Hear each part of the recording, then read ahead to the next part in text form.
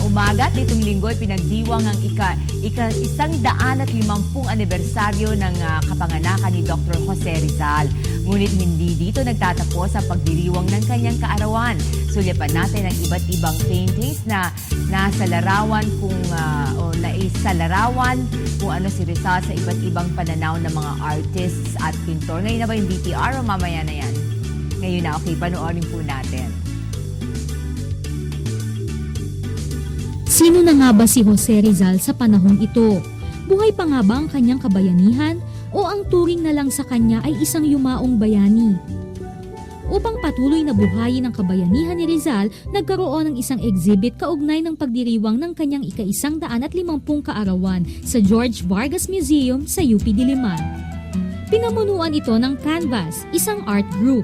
Ang exhibit na pinamagatang Relevant Rizal ay binubuo ng 70 paintings na may layong ipakita ang iba't ibang imahe ni Rizal sa makabagong henerasyon sa pamamagitan ng pagpipinta at intermedia arts. Iba-iba ang interpretasyon ng mga lumahok sa exhibit na ito. Mayroong pagkukumpara ng fictitious hero at real hero, katulad na lamang ni Darna at Rizal. Rizal na nasa mascot ng isang sikat na kainan at gumagamit ng iPod. Batang mag-aaral na sumisimbolo kay Rizal at marami pang iba. Sa pamamagitan ng sining, ipinakita rin sa exhibit kung nasaan na nga ba si Rizal sa panahong ito at kung ramdam pa nga ba ang mga aral at kabayanihan ni Rizal. Bukod sa mga iba't ibang interpretasyon kay Rizal, mayroon ding mga larawang sinasariwa ang panahon ng ating pambansang bayani, gaya ng pag-alala sa mga huling oras ni Rizal bago siya barilin sa bag. Pati na rin ang pag-iibigang Rizal at Leonora, ngunit sa huli si kay Kiping. Ang mga paraan tulad ng exhibit na ito ay isang daan upang buhayin ang tunay na kahulugan ng mga aral at kabayanihan, hindi lamang ni Jose Rizal, kundi ng iba pa nating mga bayani upang patuloy na maging inspirasyon ngayon at sa mga susunod pang henerasyon.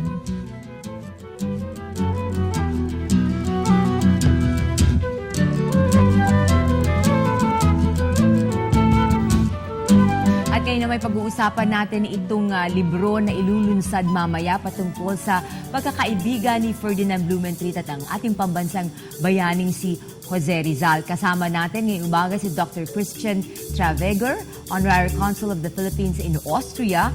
We have also Peter Sichrovsky, former member of the European Parliament, and Alfred, Reiterer, CEO of Austria Media Corporation, publisher of the book.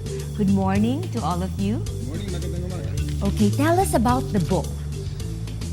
This book was written by my father, so I'm here only as his son. And my father was a journalist for many years, and in 1980 he was here with the Austrian Chancellor, Bruno Kreisky.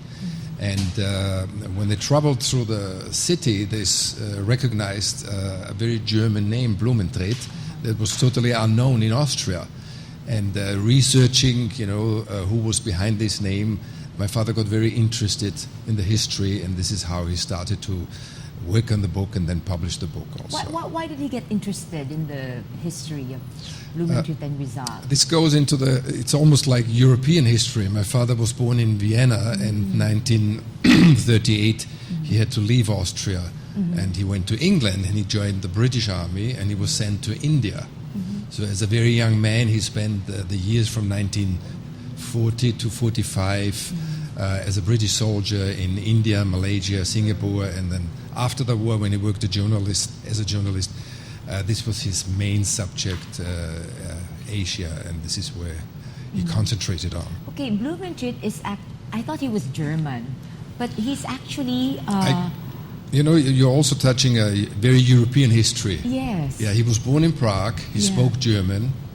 At that time, it was Austria. Yes. But now it's the Czech Republic. Now it's the Czech Republic. So it's kind of confusing.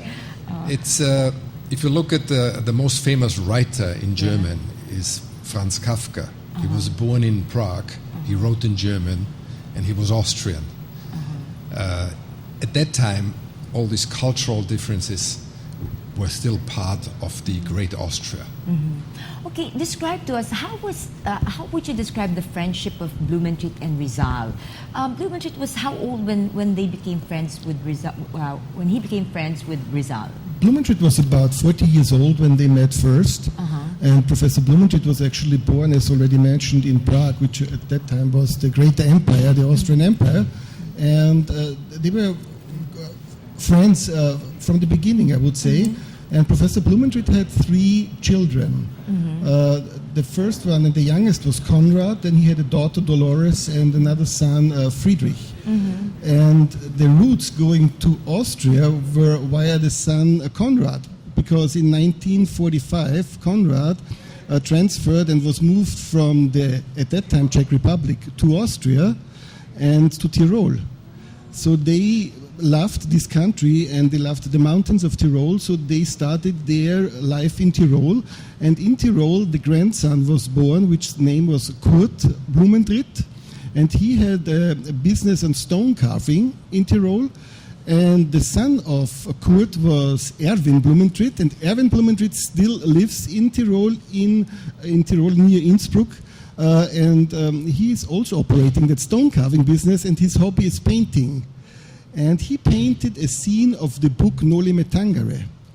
And in this scene, and you might see it on the picture, on the painting, maybe you can show, it's the scene where Rizal describes a visit to Austria, where it's not in the history that Rizal really visited Tyrol, but he describes a sea, a lake in the mountains of Tyrol, where 3 monks once a year hired a boat from a fisherman and crossed the little lake to see and to explore the Garden of Eden. And it's really very beautiful to see it on that painting, and maybe we can show it. I brought it in the studio. It's the very first official appearance of this picture, of this painting, and it was painted by Erwin Blumentritt, who is the grandson of Professor Ferdinand Blumentritt. And what brought them together? Why did they become such good friends? How did they get together? I would say Professor Blumentritt, first, when Rizal was in Europe, he experienced that there is a teacher, a professor, his name was Blumentritt. So he wrote him some letters, and in these letters he asked him for his ideas, and so Professor Blumentritt started to support the vision of Dr. Rizal, and that's how they became friends. And it really shows the last letter Professor Rizal wrote was to he called him my dear brother, to his best friend, Professor Blumentritt. Wow, okay. When are we going to launch this? It's supposed to, I think it's tonight. Yes, where this book will be launched tonight at 6:30 at the Yushchenko Museum. Yeah. There will Yushchenko Museum. Yushchenko Museum in ACBC Plaza. There will be also an exhibition.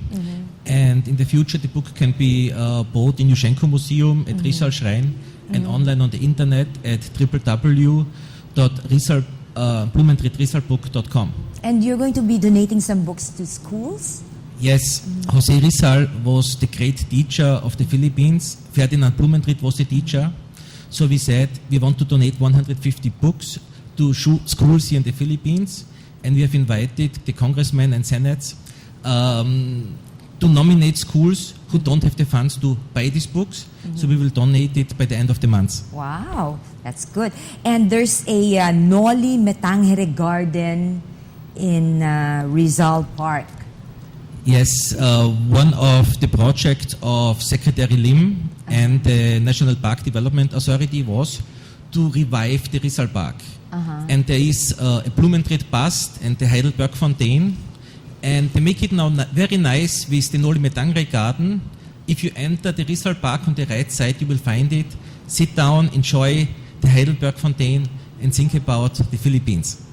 And then you have other projects regarding the Philippine-Austrian relations? And I think the best is if also? Christian Traweger or Peter Sichrovsky will answer on it. Yeah. We have quite very good relations between the Philippines and Austria in the past and also in the future. I think it's more on the economic development between these two countries, as well as on the culture, of course, based on the 150 years of Rizal and Blumentritt. And In one of the speeches, your former secretary Romulo mentioned that every child in the Philippines knows Blumentritt, and I have to say that in Austria it's not really that every child and every scholar would know Professor Blumentritt, so we have to work on that a little more. Because there's a street in Manila that's exactly, you have the yeah. station of Blumentritt